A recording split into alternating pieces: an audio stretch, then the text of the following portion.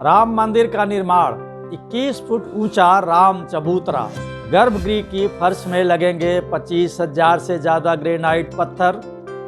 2.5 करोड़ से ज़्यादा मूल्य की लग रही हैं तांबे की पत्तियां।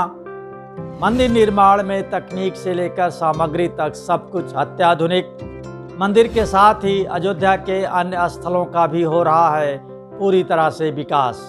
अयोध्या के राम जन्मभूमि परिसर में भगवान श्री राम का भव्य मंदिर तेजी के साथ बन रहा है।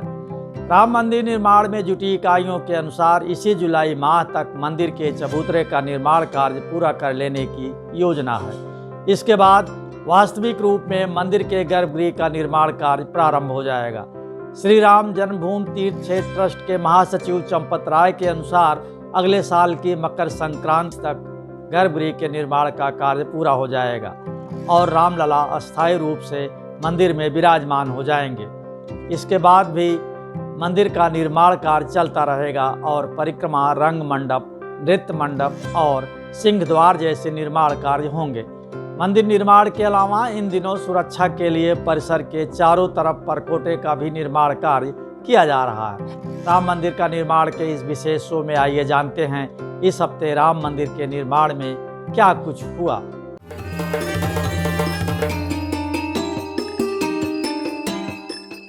चबूतरे में लग रहे हैं ग्रेनाइट के पत्थर। राम जन्मभूमि परिसर में इन दिनों मंदिर के गर्भगृह के लिए 21 फुट ऊंचे चबूतरे यानी प्लिंथ का निर्माण कार्य किया जा रहा है। इसे राम चबूतरा नाम दिया गया है। राम मंदिर के इस चबूतरे में ग्रेनाइट के पत्थरों का उपयोग किया जा रहा है। इसके पहले गर्भगृह के नीचे करीब 14 मीटर मोटी मजबूत चट्टान ढाली गई। नींव की कंक्रीट में 2 तरह के पत्थरों, कर्नाटक के ग्रेनाइट और मिर्जापुर के सैंडस्टोन का इस्तेमाल किया गया। एक ब्लॉक फुट 16 घन फुट का था। इसी तरह करीब 30,000 ब्लॉक के एक के ऊपर एक रखकर मजबूत नींव तैयार हुई।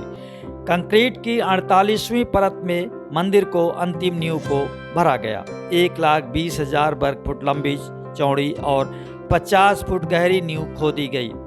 गर्भगृह के चबूतरे का निर्माण कार्य पूरा होते ही मंदिर के स्ट्रक्चर को तैयार करने का काम शुरू होगा। राम मंदिर की कुर्सी में लगेंगे 37,000 क्यूबिक फीट पत्थर। श्री राम जन्मभूमि तीर्थ क्षेत्र ट्रस्ट के महासचिव चंपत राय के अनुसार अभी मंदिर निर्माण के लिए 21 फुट ऊंचे पत्थरों से मंदिर की कुर्सी को तैयार करने का काम चल रहा है। इस काम में 37,000 क्यूबिक फीट पत्थरों का इस्तेमाल होगा। करीब 25,000 पत्थरों को एक के ऊपर एक रखकर ऊंचा किया जाएगा। राम मंदिर का निर्माण कार्य कर रही L&T कंपनी के प्रोजेक्ट डायरेक्टर विनोद मेहता के अनुसार राम मंदिर अप्रैल से मई तक के बीच पूरा करने का लक्ष्य रखा गया है। इसमें ग्रेनाइट के कम से कम 25,000 पत्थर लगेंगे जो कई आकार के होंगे। राम मंदिर के गर्भगृह को अगले साल मकर संक्रांति तक पूरा कर लेने से योजना है। मंदिर के भूतल निर्माण में लगने वाले पत्थरों को राजस्थान से राम जन्मभूमि परिसर में शिफ्ट किया जा रहा है ताकि चबूतरे का निर्माण कार्य पूरा होते ही मंदिर के गर्भगृह का निर्माण कार्य शुरू किया जा सके। तांबे की 70,000 पट्टियों से जोड़े जाएंगे पत्थर। राम मंदिर की नींव के निर्माण के तीसरे चरण में 20 फुट ऊंची प्लिंथ का निर्माण हुआ। अब गर्भगृह के चबूतरे को बनाया जा रहा है। प्लिंथ और चबूतरे में लग रहे पत्थरों को आपस में जोड़ने और उन्हें एक दूसरे से बांधे रखने के लिए तांबे की 70,000 पट्टियों का इस्तेमाल किया जा रहा है। ये तांबा 99.9% तक शुद्ध है। यू आकार की पट्टी का ये तांबा पूरी तरह से स्वदेशी है। तांबे की कुल लागत 2.5 करोड़ से ज़्यादा आई है। हिंदुस्तान कॉपर लिमिटेड की इकाई इंडियन कॉपर कॉम्प्लेक्स में बना यह तांबा झारखंड के पूर्वी सिंहभूम जिले के घाटशिला प्रखंड में स्थित मऊ भंडार से आया है। अयोध्या पहुंची करीब 70,000 तांबे की पट्टियों की लंबाई 256 mm, चौड़ाई 32 mm और थिकनेस 5 से 6 सेंटीमीटर है। मंदिर निर्माण में इसी तरह की कई अन्य धातुओं का भी इस्तेमाल हो रहा है।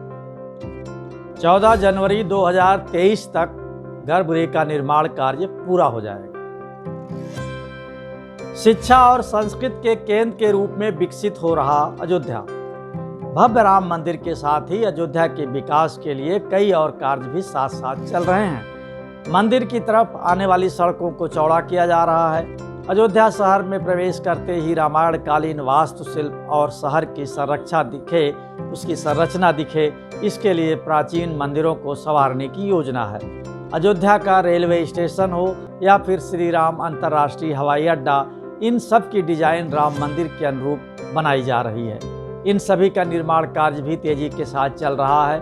अयोध्या में सिर्फ धार्मिक गतिविधियां ही न दिखें, बल्कि रामनगरी आधुनिक और जीवंत शहर बने, इसके लिए आधुनिक और पुरातन सभ्यता के मेल के साथ इस आधुनिक शहर को और सामंजस्य बनाए रखते हुए शिक्षा और संस्कृति के केंद्र के रूप में भी विकसित किया जा रहा है। रामायण काल का बोध कराता रेलवे स्टेशन। अयोध्या में बन रहा रेलवे स्टेशन राम मंदिर की ही तरह दिखेगा, इसीलिए रेल मंत्रालय ने इसका नाम अयोध्या धाम रेलवे स्टेशन रखा है। 100 करोड़ रुपए से ज़्यादा की राशि खर्च करके इसका पुनर्निर्माण करवाया जा रहा है। इसी तरह मर्यादा पुरुषोत्तम भगवान श्री राम के नाम पर 600 एकड़ जमीन पर हवाई अड्डा बन रहा है। करीब 2 किलोमीटर के इसके रनवे पर ATR जैसे विमान भी लैंड कर सकेंगे।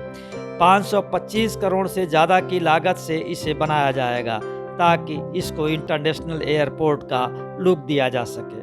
करीब 12,370 करोड़ की परियोजनाओं से अयोध्या और आसपास के क्षेत्रों की सड़कें सुधारी जा रही हैं। 84 कोसी परिक्रमा मार्ग भी 4 लेन का बनाया जाएगा। 21 एकड़ में बनेगा रामायण विश्वविद्यालय। अयोध्या में राम मंदिर के साथ ही भारतीय सभ्यता, संस्कृति और आध्यात्म के अध्ययन के लिए रामायण विश्वविद्यालय की स्थापना की जाएगी। यूपी का संस्कृत विभाग अगले 100 दिन में विश्वविद्यालय की स्थापना के लिए महर्षि विद्यापीठ ट्रस्ट के साथ MOU साइन करेगा। विश्वविद्यालय के लिए ट्रस्ट की ओर से 21 एकड़ भूमि चिन्हित की गई है।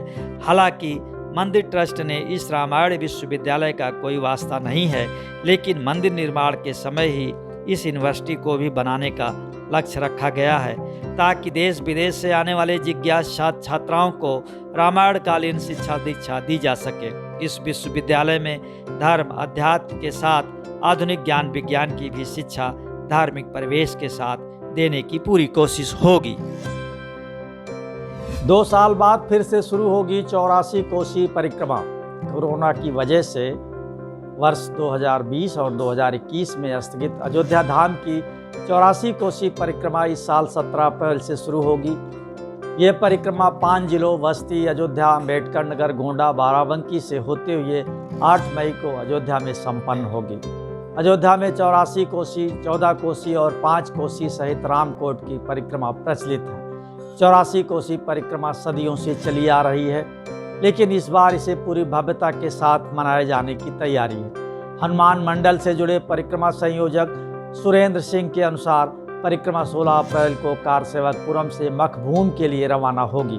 राम मंदिर का निर्माण के इस विशेष शो में आज बस इतना ही। ये शो आपको पसंद आया तो लाइक करें, शेयर करें और हाँ, कमेंट बॉक्स में अपनी बात जरूर लिखें। अगले हफ्ते फिर मिलेंगे कुछ और नई जानकारियों के साथ। तब तक के लिए अलविदा। जय श्री राम।